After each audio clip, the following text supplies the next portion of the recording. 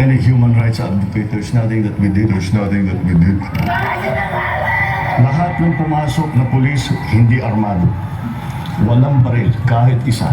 Hindi kami gumamit ng tear gas. Wala kaming ginawang gano'n. So anong human rights violation?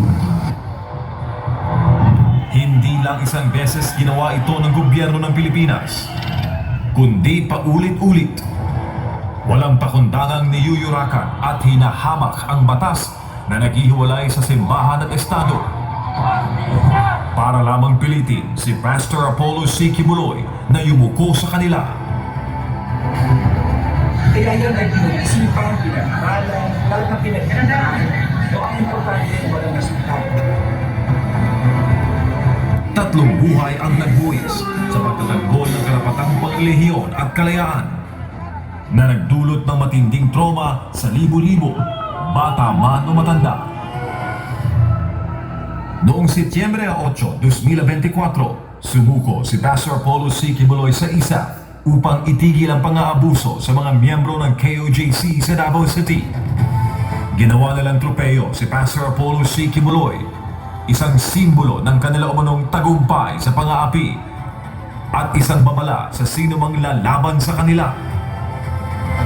Hinamak at inusig, hindi dahil sa isang krimen, kundi dahil sa kanyang paninindigang hindi kayang bilhin.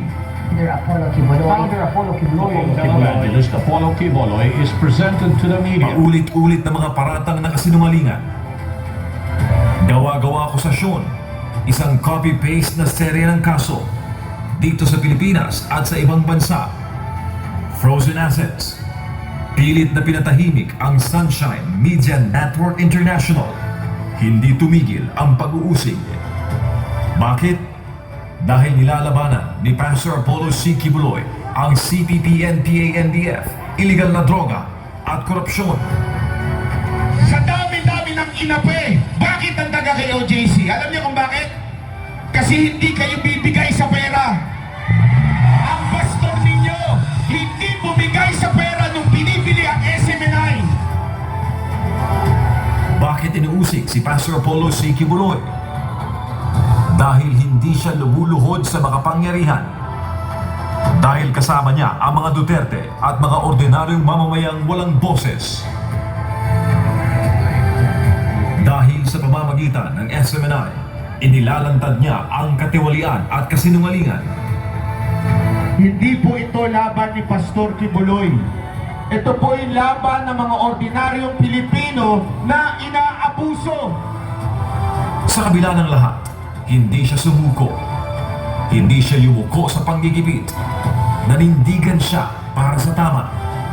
Kaya ako dito, nag-alay ako ng buhay ko para sa inyo, para kayo ay matuto. If you are in the right, defend the right, do the right, and if necessary, die for what is right.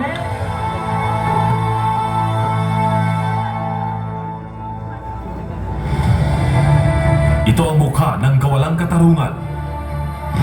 Siya ang naging sagisag ng pampulitikang pag-uusig sa Pilipinas. How to be in... Alam niyo kung saan to nababagay itong Quiboloy na Pastor Apollo Quiboloy. Apollo Quiboloy ba sa Pastor? Tulad ng mga naapi noon. Ngayon, siya ang larawan ng paglaban. At ang mga pinagtatangkaang patahimikin ay kasama niya sa paninindigan. Ganito na ang Pilipinas ngayon. Binulok ng kasamaan. Ninakaw ng mga ganit. Unti-unting sinisira. Ngunit hindi pa tapos ang laban. Ganito ang magiging Pilipinas sa ilalim ng pamumuno ni Pastor Apollo C. Quiboloy. Isang bayang muling pabangon, malaya sa korupsyon, malinis, makatarungan, isang bansa na mula sa bayan, pinamamahalaan ng bayan at para sa bayan.